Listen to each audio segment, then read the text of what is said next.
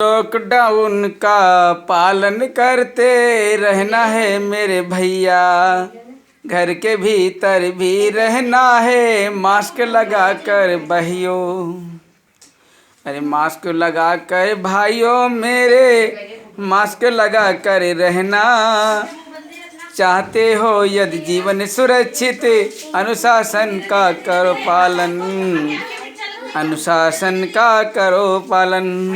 मेरे भाइयों और बहनों, धर्म प्रेमी सज्जनों और हमारे देश के 130 करोड़ नागरिकों, मैं आपके सामने एक छोटा सा वीडियो प्रस्तुत करने जा रहा हूँ। माननीय देश के प्रधानमंत्री जी का विशिष्ट अनुरोध है,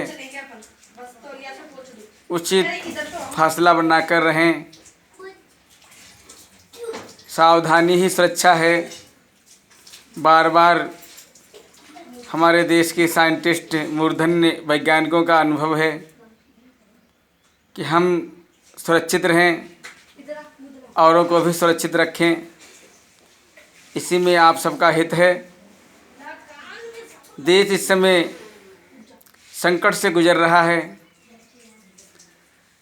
राजतंत्र, धर्मतंत्र सभी पूरी तरह से असुरक्षित हैं। ऐसे समय में हम सबका दायित्व हो रहा है, अनुशासन का पूर्णतया पालन करें। जो हमारे वरिष्ठों के द्वारा हम सब के लिए जो दिशा निर्देश दिया है, उसका पूर्णतया पालन करें। और मुझे विश्वास है कि एक कठिन समय अब ज़्यादा दिन तक नहीं रुकेगा। बहुत ही जल्दी सारी समस्याओं का समाधान है।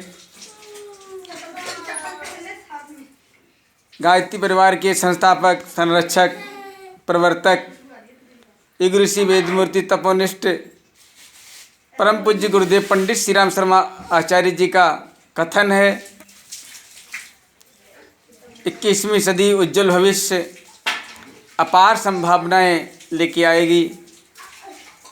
और इस समय भगवान गीता में भी कहा है कि जब जब भी धर्म को क्षति होगी, अधर्म का बोलबाला बढ़ेगा,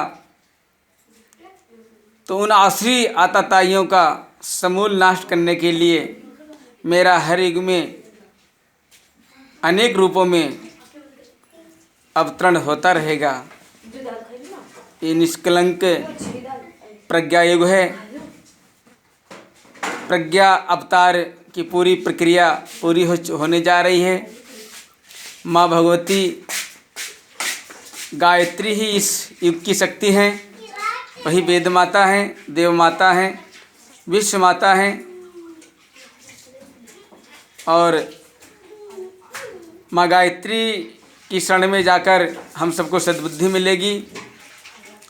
इस वेद मंत्र में जो 24 अक्षरों से मिलकर बना हुआ है, इसके दृष्टा ब्रह्म ऋषि विश्वामित्र हैं। इनके 3 पद हैं, व्याहतियाँ हैं, और अंतिम पद में धियो यो नः प्रचोदयात्। इसका अर्थ होता है, हे परमात्मा, हम सब की बुद्धियों को श्रेष्ठ मार्ग पर चलाएं। जब हमारी बुद्धियां सन्मार्ग की ओर, श्रेष्ठ मार्ग की ओर चलेंगी, हमारे विचार तंत्र परिष्कृत होंगे, शुद्ध होंगे, सतोगुणी मनोभूमि बनेगी, तो निश्चित रूप से हम सब लोग शाकाहारी होंगे। और हमारी बुद्धि जो तमोगुणी बनी हुई है, रजोगुणी से उलझी हुई है, ये सतोगुणी में परिवर्तित हो जाएगी। तो निश्चित रूप से प्रज्ञा युग आएगा। और गुरुदेव का जो भविष्य है, वाणी है, वो अब सत्य होने जा रही है। उन्होंने 1986 में ये भविष्यवाणी की थी कि ऐसा समय आएगा कि उस समय सारा विश्व महाविनाश की ओर अग्रसर होगा। ऐसे समय में परम पूज्य गुरुदेव का कथन सत्य होने जा रहा है। हम सबको आत्मविश्वास मनोबल को गिरने नहीं देना है। उनके बताए हुए रास्तों पर चलना है। गायत्री की साधना करनी है। मनोबल आत्मबल को अर्जित करना है। अपने कॉन्फिडेंस को कमज़ोर नहीं कर रखना है। नियमित रूप से अपनी उपासना को, साधना को, स्वाध्याय को और संयम सेवा को सतत अच्छे कर्मों में नियोजित करना है। और हमें विश्वास है हम सुधरेंगे, युग सुधरेगा, हम बदलेंगे, युग बदलेगा। इस तथ्य पर हमारा परिपूर्ण विश्वास है और हम ईश्वर को सर्वव्यापी न्यायकारी मानकर उसके अनुशासन को अपने जीवन में उतारेंगे। शरीर को भगवान का मंदिर मानकर आत्मसंयम और निमित्ता द्वारा आरोग्य की रक्षा करेंगे। मेरे भाई और बहनों, माननीय मोदी जी का करबद्ध उन समस्त देशवासियों के लिए निवेदन है। इस समय तो निश्चित रूप से संकटों से भरा हुआ है, विभीषिकाओं से भरा हुआ है। ऐसे समय में हम सबको थोड़ा सा आत्मविश्वास पूर्वक निरीक्षण करना है। कमाना, खाना, बच्चे पैदा करना और संसार से विदा हो जाना, ये तो आम बात है।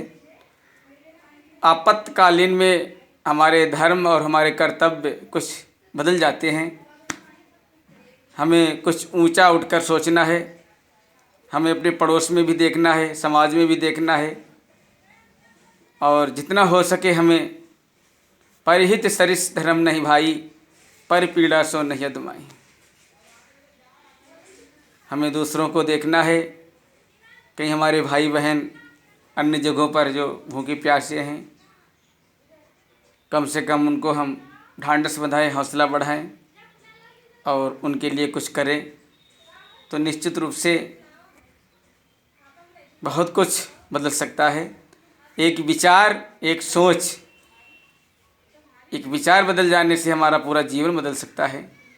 भाई और बहनों, जय हिंद, जय भारत।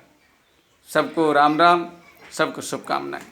सर्वे भवन्तु सुखिनः, सर्वे सन्तु निरामया, सर्वे भद्राणि पश्यन्तु, माँ कश्चित् दुःखमाप्नुयात्।